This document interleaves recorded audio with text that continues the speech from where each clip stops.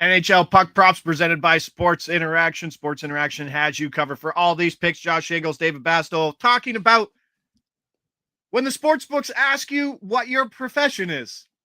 And in my situation, it's always a little trickier. I'm sure yours is too. Betting analyst? No, probably shouldn't write that. And you say you just go right to agriculturalist, eh? Right at the top of the list. Well, you know what? It's alphabetical order. So the smart thing is let's just make sure we knock it off near the top because you might get asked for it later. That's like people's horse betting systems.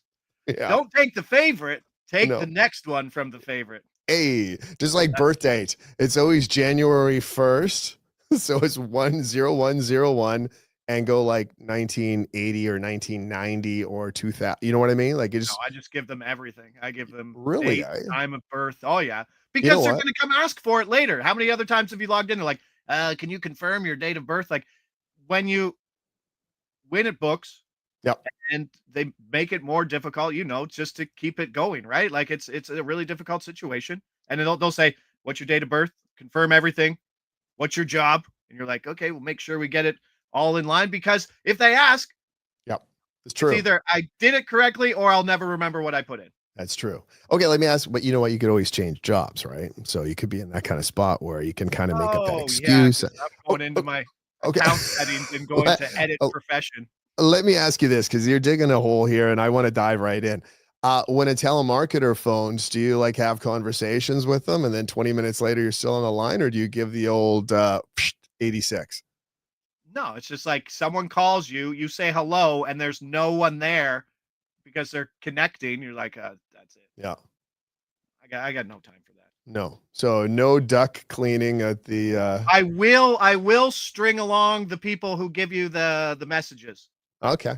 They're like, hey, Tony, long time no see. Can't wait to see you next weekend. Yeah, exactly. Well, that's the thing. I am Tony. Yes. It really depends on the mood, doesn't it?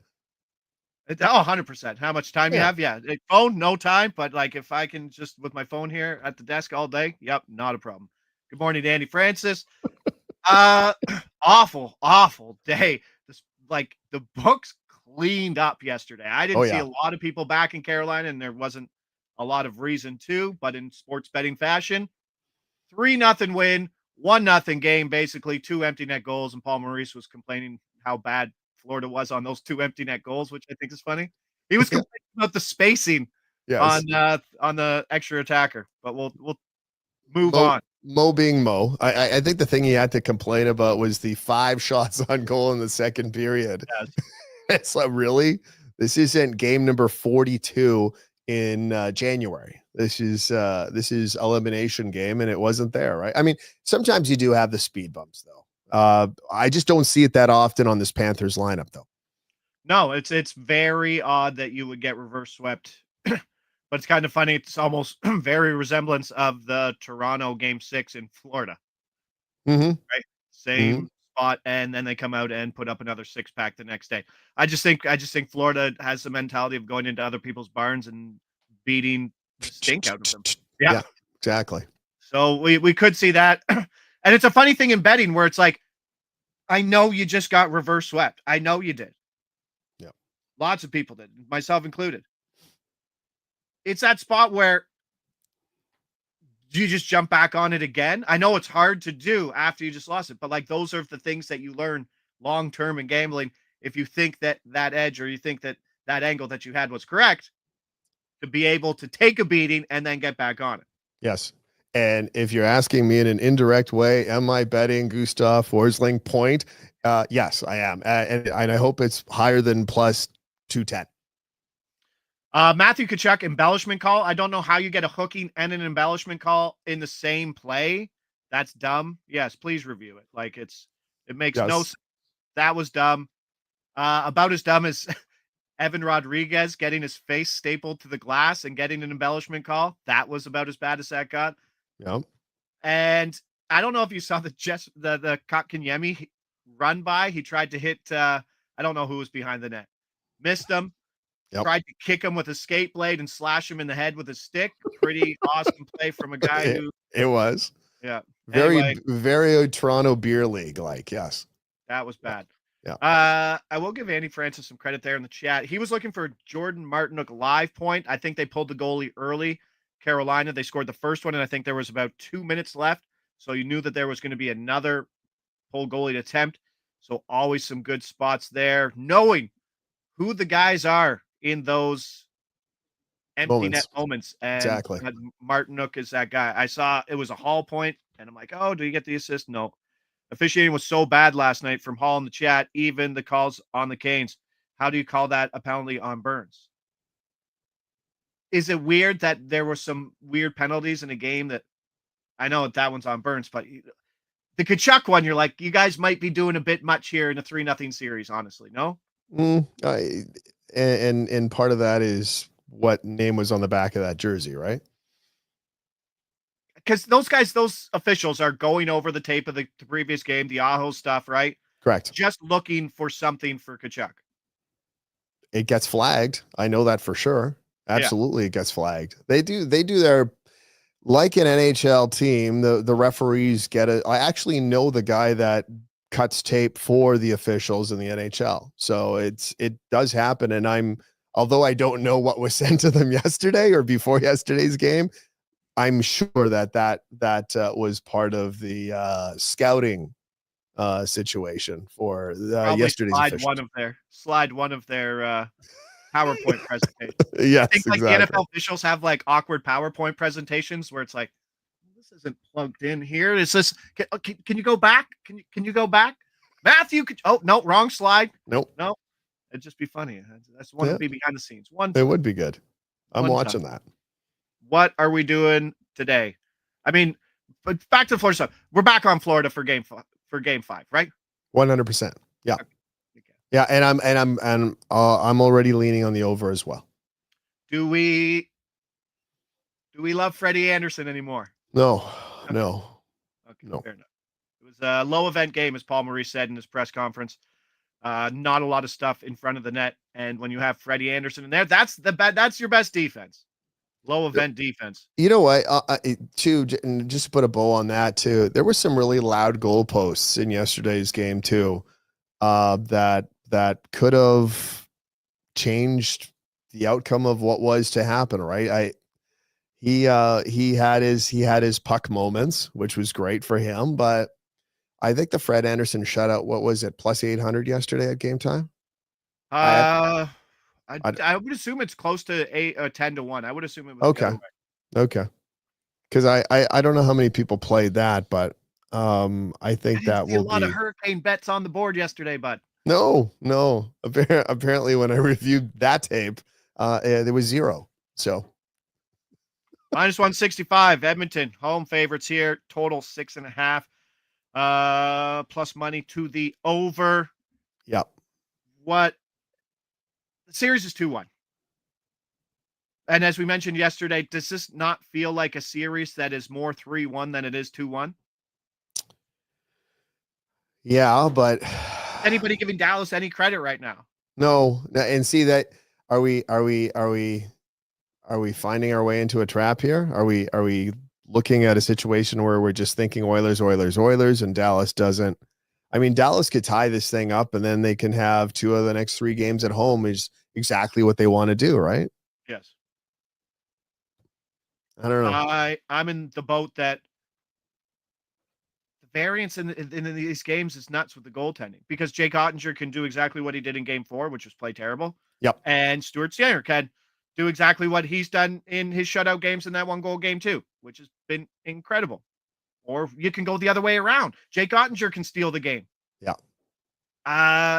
There's really 2 points to this, but I do think the one thing that at home on my side, I'm going to take Edmonton team total over 3.5 minus 110. I know I wouldn't buy that much. I don't have a big card in this game. I really don't. That's what I have there. I wouldn't go much more than that. As we saw, we got the 115 yesterday in an elimination game with Florida, who was absolutely dominating Carolina through 3 games. I think there's a little Edmonton tax on this. Right. Sadly.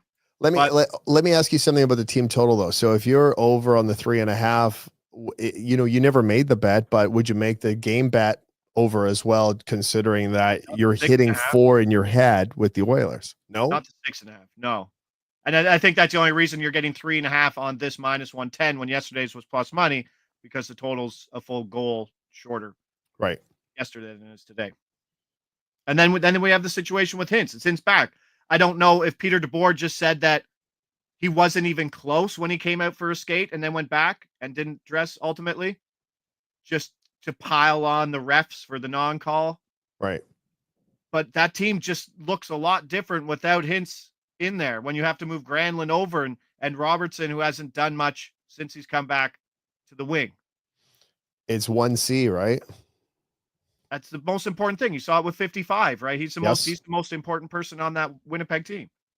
Exactly. So the part about the Dallas Stars, though, as far as navigating an offensive lineman lineup, is they have a lot of weapons. So the navigation of a Stars front six should be a little bit easier than most teams, considering what they have to offer. Like they're a very complete team when healthy, and if they're missing 1C, which is a big miss, but I'm not saying I give them an excuse, but there's a lot of spots where people can like where have you been, Matt Duchene?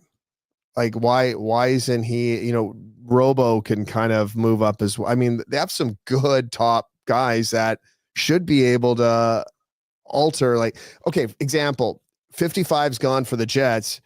Center depth is already weak to begin with. When Nemestikov is like that guy shouldn't be anything more than 3C, right? And in a good team, probably a 4C, because an Adam Lowry is your 3C, but the same cannot be said about what the Stars have to offer up the front. And that's why I sit there and I go, they haven't done anything. That's I know they haven't. They've tried to match the depth of the Florida Panthers. Obviously not the Bennett Kachuk strengths, and obviously and the Finns line too. But they had scoring depth the entire year, and that's all we've said, right? Yep. Like that Megan Duchene Marshman line was incredible all year. And you had J-Rob on the top line, and you can have Wyatt Johnson down there on the third line. Some of the greatest depth in hockey. Exactly. Nothing. Like maybe it's just not depth for playoffs. Could be, but we'll see. We'll see. I mean, I never bet this game as far as which side, but we'll see what the Dallas Stars are all about tonight. 100%. And I think if you just look at the track record so far, Edmonton has dominated at 5-on-5 in the series. Yeah. And Dallas has stunk on the road.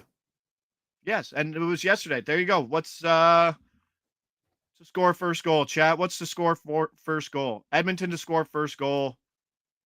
If I can get it better than minus 120. If I can get it at minus 120 or better, I think that's the spot where you hit it. I mean, Dallas is 13-15. Like they've given it up. You just don't win in the playoffs when you're doing that. I don't know how they got past Colorado. I don't know where they are now. They've trailed. They've had some miraculous comebacks, but those aren't probable. The regression is coming, and Ottinger's not playing well. And I just think Edmonton, we have to give them props. Like it's funny that we've said that this is still the worst lineup that they have, but they're winning and they look good and they're playing great 5-on-5 hockey, and they're winning with a shit goalie, honestly. Yeah. Yeah, they are. That plays out of his mind, but can quickly crash down to earth in a second, right? Calvin Pickard's back and healthy, bud. Look out. He's back. He is back. I did see a post yesterday saying, do we put him back in? No, you don't put him back in. Not now. The whole way. Nope. Yeah. I don't even know if you put him back. Like, say Stu stinks the joint out tonight. No. He starts in game 5.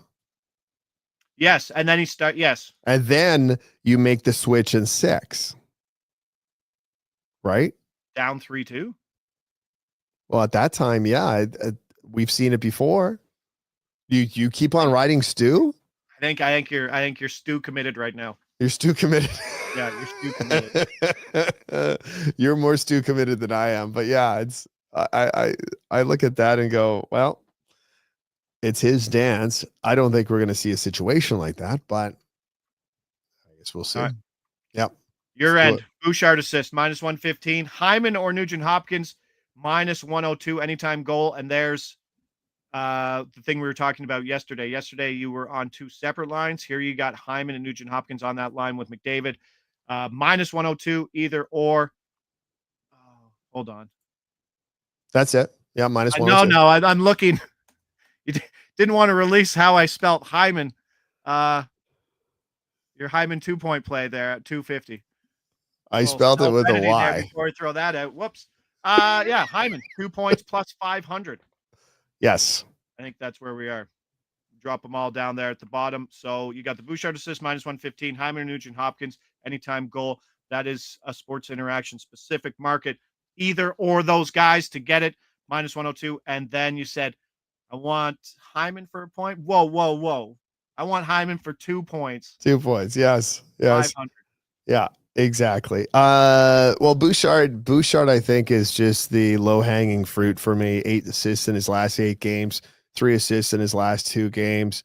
The recipe shows that Evan Bouchard takes a slap shot and something goes in afterwards. It's not necessarily his shot, but he establishes that. I look for that tonight. I even was considering power play point for Bouch, but I went just regular assist. Zach Hyman, RNH, just like you said, playing with 97. I'm looking for more likely a Hyman tip in front of the net, something Connor does to one of these guys. 2 goals last game for Hyman. RNH, 2 goals last 3 games, and that line isn't expected to switch. 97 will center them, and that's good news for me. Hyman, 2 points. He's coming off a 3-point effort in game number 3. +5, by the way. How often do we see a forward +5 in a playoff game? That's what he was in game number 3. He's on the ice in a lot of different situations, especially on the PP with that group. +500, 2 points is what I'm hoping for. Big things. Single point, by the way, if you want it, -110. I just went for a big value play out of Zach Hyman, hoping to piggyback on your over 3.5 goals for the Oilers. Hopefully a couple of them come from line number 1, and Zach Hyman is part of line number 1 right now for the Oil. Hall in the chat saying Skinner gets a shutout or lets one in and gets a win for the Oilers. Do you consider him for Conn Smythe yet? I think the only spot here is like McDavid. What's McDavid fatigue? Yeah. Right? You got it last year. Like, that's your angle. So there was a really funny thing, I think, last year because it went to game 7. So people who hand in their vote, if it goes to overtime, you have to send in a winning and a lose, like a vote on both sides. You have to get it in before like the end of the game. Oh, wow. Okay. Yeah, it's a weird situation, the voting. And as you they have computers these days, eh? They have computers these days. They should. No. Yeah. Fly it like a paper airplane. Some come in, some don't. I'm sure they hand it in, but I mean, they probably send it in. Yes, I'm sure there's some sort of technology involved. You can total these things quite fast. You should always know the voting process for any of them, right? Like even the NFL markets, comeback player of the year. Who's voting for them, right? Is it the executives or is it narrative-based journalists who are doing it? Yeah. Oh, okay, Joe Flacco. There you go. There's a lot to know, and there's a lot of different ways on how people vote for it and how many people vote for it. I forget who the Conn Smythe is and how many votes there are. I believe it's the reporters. Yeah, but I don't think it's like a massive number, is it? No. Yeah. Do you know anybody who gets Conn Smythe votes? Elliot Friedman does. Does he? Yes. I'm always interested in some of the spots they put Elliot Friedman in. Like he seems probably like the most chill human being in all of sports. He's an awesome guy. I've known him for years. I used to work with him back in the Score days on television when he was a beat reporter like myself, and he is a very nice guy. Always has time to chat. I don't bump into him like as often as I used to, but anytime I see him, it's like we've picked it up where I left off. He's He's a funny guy. He's a nice guy, and I really like him. Yeah, absolutely. He's one of my favorites in like front-facing media, like on camera, big lights. Yep. Production where there's many people behind the cameras. Yep. And he just shows up with that hairdo. He shows up with that beard, right? I'm not bashing Elliot, but like he's probably not in the gym every day. Like for some of those people, especially females too, that really have to work on that side of their game. Like there's a different thing. Like you've been behind the camera. You gotta work on that. Like you can't all just have this beautiful mustache and turn on the lights, right? It's true. That's tough gig. You don't have to worry about that. You just throw on the hat. You're ready to go at any time, right? God, yeah. Can you remove the hat, please, sir? Any value in Steele? He's the only star with a pulse. What are his minutes right now? I don't. Yeah, I was going to say, but you're banking on the fact that he's a fourth line player on a team that has to score, right? So has he been very useful? Absolutely, he has. You're going to get some heavy plus money on a point, and then you're going to get a lot of markets that don't even offer the Sam Steele anytime point, just because we're talking about Sam Steele here, right? Yeah. Plus 1400s. Isn't that a Sam Steele? Isn't that John Prine? Doesn't John Prine have a Sam Steele lyric in one of his songs? I'll leave that to you on that one. I do not know. Yeah. Any other you great Canadian singer-songwriter aficionados out there? No. John Prine. Absolutely. Somebody will be in the chat on that one, right? 14. Looking at Sam Steele, 1400 though. Like you're just throwing darts, honestly, at 1400. I don't know. Unless there's a bump in anything, but I'd assume somewhere in that 8 to 10 minutes for Steele. That's a tough one. Well, okay, so it's a little more than that. When you look at Steele's last 3 games, 14, 16, 15, let's go a little deeper into the Winnipeg series, 14, 15, 15 minutes. It's productive for a fourth liner. But you also have to remember, since game number 3 in the Winnipeg series, he has 2 points. And that's where you balance the opportunity versus skill, which I always say you need opportunity. But when you're down to fourth line guys, bottom 6 guys, there is an edge versus skill set. Correct. And he's not going to play on the power play ever. No. Pete DeBoer might play on the power play before Sam Steele, but that's okay. You could just get angry Dallas getting absolutely murdered, and then he just spitefully throws over Sam Steele for PP1. You know what? He does.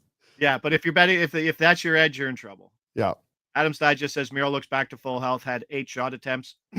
It's kind of interesting. You're not hearing me shout about Thomas Harley anymore because that role has been kind of sucked up and taken away by Miro, who, like you said, is shooting the puck a ton. Getting PP1, is back to his role. I didn't think Harley would concede it, but he has. Harley's still playing 23 minutes though, right? I know. I mean, if he's on the ice, Miro's on the ice, and they separate, I mean, you're getting a defense 1 on the ice for 80% of the game. That's pretty serious numbers still. Okay. Last thing I want to look at. Yeah. Panthers even money, Oilers 130, Dallas 750 for the outright. Wow. In a 2-1 series. 130 versus 750 just shows you where it is. I think that's a little long on the Dallas side. Yeah. Chris Coutinho got big head Logan Stankoven for first goal at 30-1. Good for you. Oh, that's awesome. Good for you. A nice shot too, eh? Yes. High blocker side snipe. But that's the only way you're beating Bob. Like it's all right. Yep. Yeah, it's not his fault. Nate Schmidt is currently the betting favorite for cup handoff. Nate Schmidt, really? Nate Schmidt. Am I missing something here? Well, he's been in the league for a while. The Florida Panthers do not have anybody more veteran. I was gonna say no. See, he's been with the club for a while. Like the other one is it Brad Marchand? But Brad Marchand's been there for a cup of coffee. How close is Brad Marchand on there? 10-1 right now. Tied for 6 with Ekblad and Tyler Seguin. Okay. See, but it's not one of those stories where it's like he's been chasing this for so long. Nation, which is good for the market. Once that narrative gets going, then there won't be anything there. So guys that weren't there for last year, Brad Marchand, Seth Jones, Greer. Come on, Josh, pull this one. How do you say his name? Gahodovich. The guy. Oh, yeah. Okay. Yeah, I know. But he's not part of that market, though, is he? No, I'm just saying guys who aren't on that team. Oh, from last year. It's that narrative. I can't even find him. Yeah, anymore. you know what? There. He might be one of the last ones that. Yeah. Right, last. Yes. He'll get it right after Vitek Vanacek holds a Stanley Cup, and yeah, after the let's win one for Vitek. Yeah, Boqvist wasn't there last year. Nosek and Nate Schmidt. So I think this market's going to be wide open. Bob's sitting there 16-1 on the Dallas or on the Edmonton side. Like Leon, there's the play. Like if Edmonton wins, Leon's getting the cup handoff from Connor. Yes. Right? Yeah. Like that might be the better bet than just taking Edmonton in the series or Edmonton for the cup right now. What's Leon paying right now to get the handoff? $450. Number 2 betting favorite. Yeah, so I'm move to 400 if it's Edmonton, Florida. Exactly. 350. Yeah, it starts to diminish. So if you want to get on that market, you get on it right now, right? But that's the easiest one, I think, on the Edmonton side, right? I think so. Yes. Okay. Dallas Edmonton never grabbed anybody of veteran relevance at the trade deadline, right? So no, but they got like Perry, but Perry's won cups. No, he's won cups. Yeah. Here you go, Darnell Nurse. No. Dallas side, Tyler Seguin, 10-1. You think that's the favorite? Then Matt Duchene at 14-1. Essa Lundell at 50-1. I like the Tyler Seguin one just because he's been in that organization for a long, long time. People forget how Boston gave up on Tyler Seguin. He went to Dallas and basically it's been his foundation and he hasn't won it yet. He has, with them.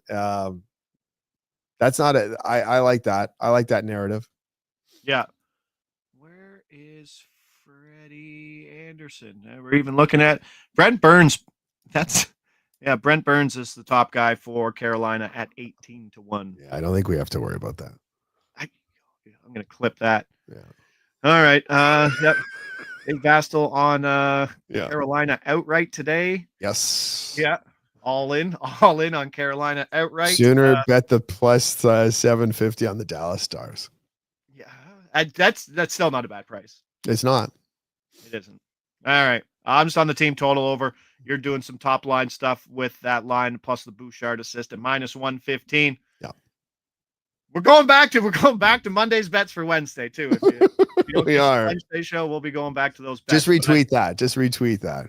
Yeah. And use the same picture. Exact same video. Yeah.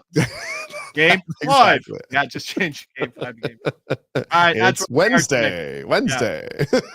Tuesday's in the books. Let's have a game here. If Dallas does come back and tie this up, I think some people will be very surprised, but still just a 2-1 series. We saw last night 3 games of domination. Doesn't mean anything because new day's a new day. And I'm sure Peter DeBoer is telling his team that. It's like you might be feeling like it's more than 2-1. It's still only 2-1. You win tonight, and then we got a best of 3 with home ice advantage versus a team that has that goaltending. Let's go. Edmonton fans hate. Yeah. As the new day would say, it's a new day. Yes, it is. For all your wrestling fans out there. Okay. Tuesday in the books. NHL Puck Props presented by Sports Interaction. Download the app. We got you covered for all these picks. Josh Ingles, Dave Bastel. Back tomorrow, 10 a.m. Coco. We'll see you then. Take care. See you, pal.